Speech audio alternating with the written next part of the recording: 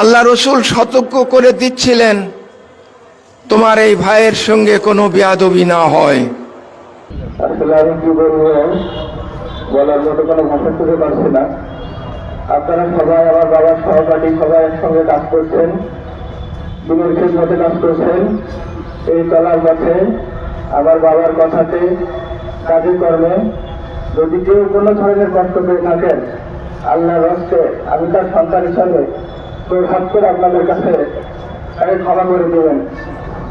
আজ কারো কাছে যদি কোনো দায়ী থাকে, দয়া করে আমাকে জানাবেন, আমি ইনশাল্লাহ সেটা পূরণ করে দেব। সর্বোপরি সবাই আমার বাবার জন্য দোয়া করবেন। আমার বাবাকে যেন আল্লাহ তাআলা তার মেহমান হিসাবে কবুল করেন, বেহেশতবাসী করেন। আপনারা সবাই আমার বাবাকে ক্ষমা করে দিচ্ছেন তো? আমিন। আসসালামু আলাইকুম ওয়া রাহমাতুল্লাহ।